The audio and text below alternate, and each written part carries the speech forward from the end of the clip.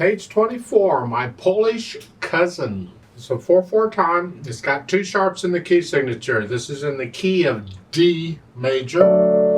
So if you haven't, it's time to go do my scale video on D major. Now on the previous page, Sham talks about group 2 major keys. Sham groups the keys, and I don't follow that program. You can read it in the book if that's what you want. I don't use groups of keys or whatever. I generally go around the circle of fifths. Different method books use different approaches, and that's fine. It's up to them. But if you look on page 23, they're showing you 3 new key signatures: 2 sharps, 3 sharps, and 4 sharps. Well, that's going around the circle of fifths. That's the order in which I teach the scales. Add a sharp or subtract a flat. Here, they've already introduced the key of F major, and that would actually be the last key signature I would introduce. But it doesn't matter what order you learn them in. It's fine. But this is time now to start thinking about learning the scales. The beginner level, 1 octave up and down. Just know the scale and the fingering and be able to play the scale. It will really help you in playing these pieces. So on page 24, that is in D major, 2 sharps. The F's and the C's are all sharped. Do the scale in D major. Start with the right hand. Let's just make sure we got the notes first. The beginning, they want 5th finger on the A. That puts your hand in this position. Notice now, because of the key signature has C sharps and F sharps, I'm automatically putting my finger on F sharp instead of F natural. That's the position I want. If I need an F natural in the piece, I can use the 3rd finger for it, but the hand position is going to include the F sharp. So we have an A and an F sharp and a D, and then some rests, and then the chord, the 1 chord or D chord. The next one is the 5/7 chord for D major. If you don't want to thumb on that, you can. If your hand's big enough, reach down. But if you can work it out this way, I encourage you to, because this is common. To some people, the fingers are too fat to fit. Next line, we have these chords again, and then we have these notes. And this whole piece, the first 3 lines at least, you're here. Then in the 4th line down, we're changing positions up here to G position. And we have a C sharp, so that's here. So in the 4th line down, you have this G chord.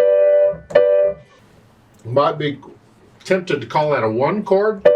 It's not a 1 chord, because we're in the key of D major.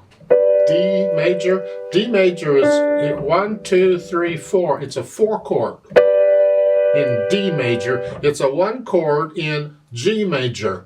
Are you confused yet? Stick around.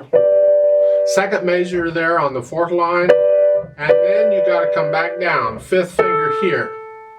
These chords are staccatos, so you're going to have time to come back to the bit about moving. But you want to be down here for a little bit, and then at the end of the line, you got to come back up here. You got a quarter rest to come up here. Remember the C sharps here, and then for the last line, 3rd major over, it's up here. Just come up here one. Here. And then here. Yeah, I don't like their fingering, but we'll talk about it. Left hand, you're starting out up here, and they don't tell you, but go ahead and use the thumb on the A, so you're in this position. And you're playing these notes. 3rd line down, you have here, that first ending, and then you got to reach up for those 8th notes. It's an octave. You're here, and the next note is here. It's an octave. Just reach up, and then claps. Remember, it's a C sharp. And then the 4th line down, and you're here. And then the 3rd major over on the 4th line, you come back down. And then the last line, you come back up. 3rd measure over on the last line, you gotta come up 1. And then thumb. about that. Get the notes worked out, and then you can go back and put in the rhythm. And I'm going to kind of take both hands here just to make the video a little shorter. Otherwise, you can do it one hand at a time. But here it's 1 and 2 and. 1 and 2 and 3 and 4 and 1 and. Now remember, in the second measure, that is a half note. Hold it down for 2 counts. So you're holding it down while you're playing the chord the first time, and then lift it up on the second chord. And then same thing. So make sure you hold these. Now this is a quarter note here.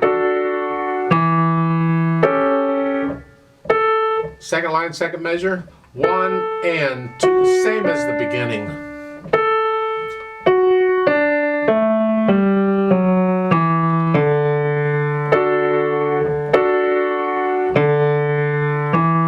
Third line down. Here, just trading it. Hold this, that's a dotted half note. Hold it down for both chords. And then lift up. And then the next line down. 1 and 2 and. 1 and 2 and. That's how that works. Because the B in the left hand is tied. If the tie were not there, you'd play all the notes. Like so, but the tie's there, so you can hang on to it. 2. So it's 1 and 2 and 3 and.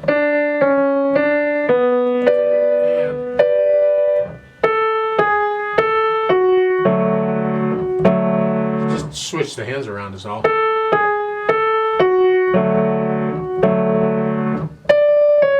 Last line, 1 and 2 and 3 and 4 and 1 and 2 and 3 and rest and. These are eighth notes, so you just want to.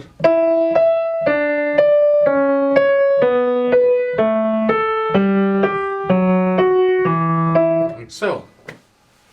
Now normally I don't like this kind of fingering they're using because you're here and then you're moving here. But because of the eighth rest, this works out fine.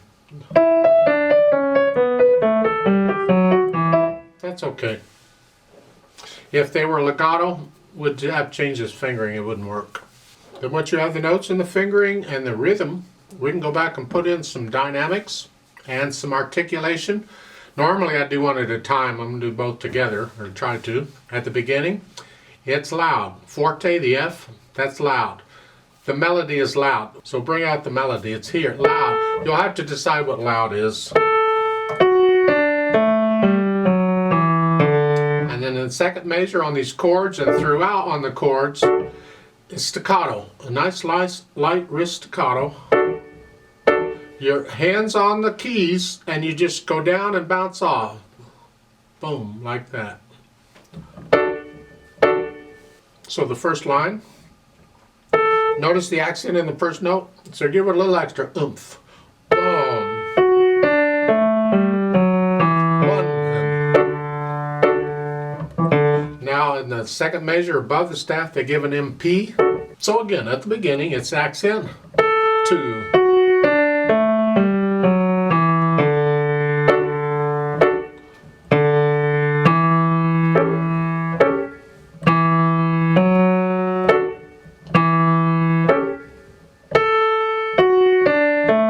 Same thing again. Third line down, you have first and second endings here. First ending, the first chord is staccato, the second is tenuto. You see the line? That means hang on to it as long as possible. Linger on that note. Hang on to that as long as you can for one full beat, that's all it can, and then lift up both hands and go on. And there's no repeat sign here. It says to next line up above, you don't need that because the fact there's no repeat sign here tells you go on. You skip any other endings that are there. In this piece there's one ending, but there could be more, but here one is, so you skip that one and you just keep going. So we go to the next line automatically. So those 2 eighth notes in the first ending go into the eighth notes in the next line. Like like so. They just flow right into it. Isn't this fun? Fourth line down, you're one. These are, first off, you have an accent on the first beat. And then we're still using staccatos on these chords.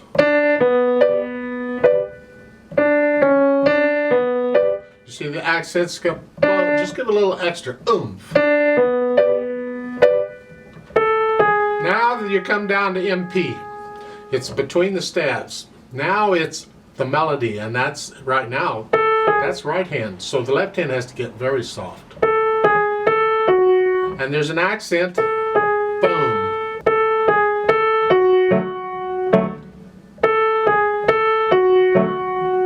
Now it's medium loud, so we go up, not quite as loud as you were at the beginning, but just sort of loud up here. And there's no accent here.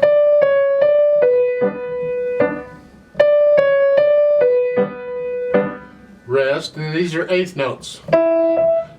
No staccato or nothing, just regular eighth notes, and it's loud. So the F there in the last line, the last two measures, that needs to be between the stabs, because it really applies to both hands.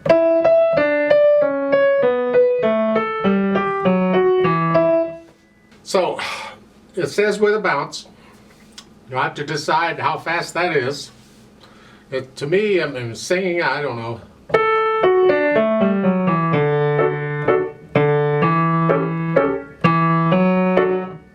You have to watch out, because the hands on holding them down at the right length of time is not that easy to do, because one is legato and one is staccato, and you got rest. This piece is a lot harder than it looks. And the third line down, then the last measure, it's here and it's an accent here. You come down here. That's up. That last note in the left hand's a D. Right? And it's accented and it's not staccato. It's folded out. Off. Let's try this slowly together. I'm not going to do the dynamics. I'll try and do the staccatos and the accents. But I just want to check the notes and the rhythms. So I'll give us 4 counts since it's in 4/4 time. 1, 2, ready and go, and.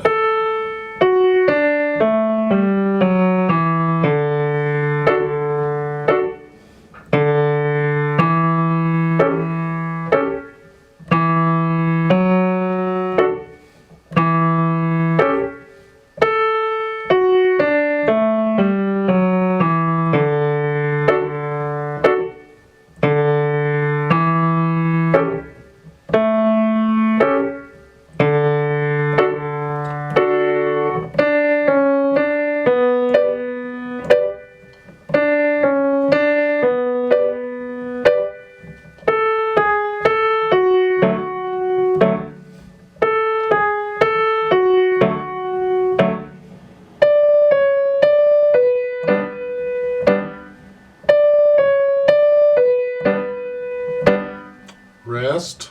To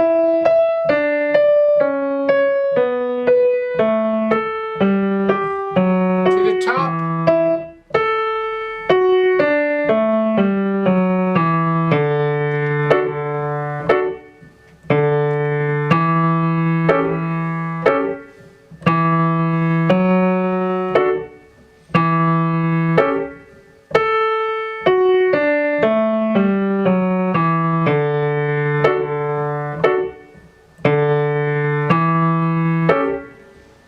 Second ending, or off.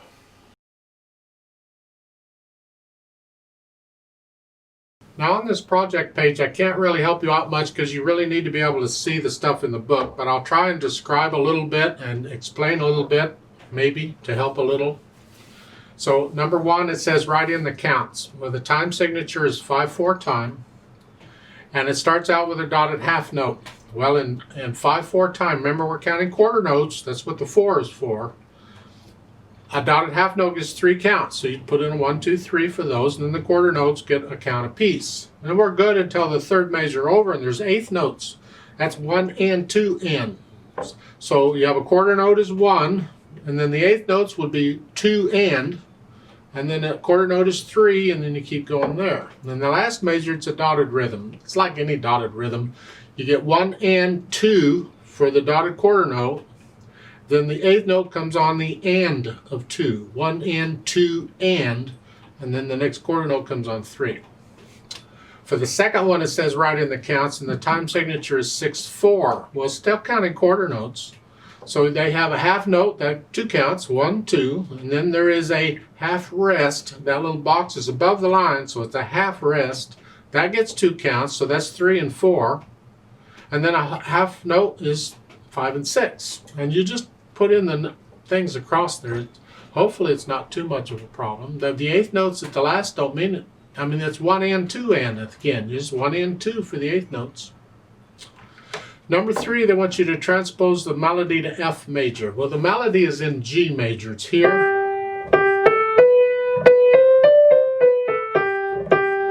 Well, you're in G position, so if you just go to F position and F major is here, F major, remember, has a B flat, so you're here, and you just play the same fingers you were playing. And that's F major. That's about all it is. Number 4, the blues pattern uses the watt, watt, and watt chords, the primary chords, the 1, the 4, and the 5, 7 chords. Not exactly right, but it's close enough for right now. That's good enough. That's a good start.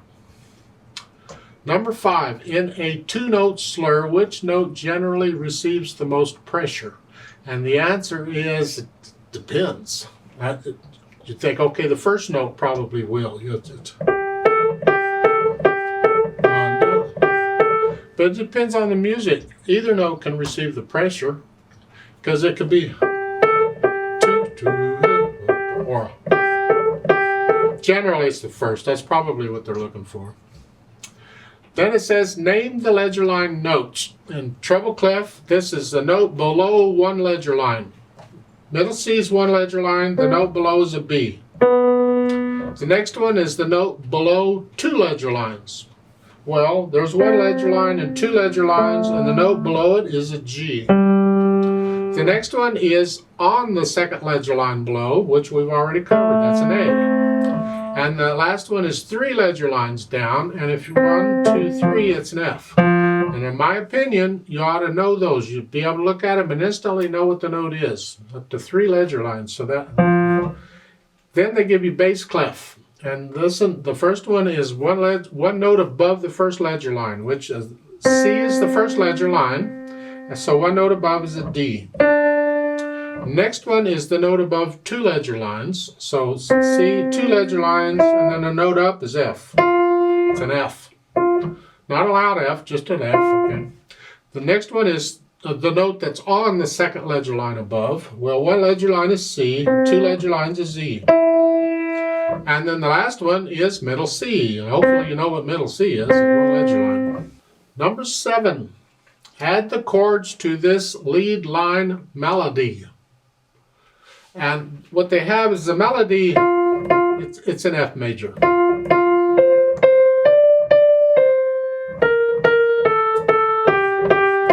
Okay. The chords, they're giving you 2 sets, and they're the same chords. Up above the staff, they give you the name of the chord. The F, play an F chord. And the next one, they give you a B flat, play a B flat chord, and then an F, and then a C7 chord, an F chord, C7 chord, F chord. Below the staff, they give you the Roman numerals for the chord in relation to F major. So you're starting out with a 1 chord, 4 chord, which is a B flat chord, 1 chord, 5/7 chord, which is a C7 chord in F major, and then a 1 chord, 5/7 chord, 1 chord. That's the chords. So the chords above the staff and the Roman numerals below, they're the same chords. There are 2 different ways of identifying the chord. Guitar player would probably use the chord names above the staff, and they just play those chords in some arrangement. They won't be in this arrangement. Some arrangement they'd play them. And a lot of people then would also use this. They used to use the notation below the staff, hundreds of years ago. That's how they would do it. And that's all they would get is those numbers, and they would have to know which notes to play, and they would make it up as they go along based on those chords. Then number 8, list 3 other Italian tempo markings found in the book or in any music, blah, blah, blah. Use dictionary. And they give you one is Allegro is fast and happy. I don't know about happy, but Allegro is fast, and you can go find the other 3. You'll go find that. And we had the scherzando thing, and I think we've had moderato and something. Who knows what else we've had. You go look them up. And that's the project page for Unit 2.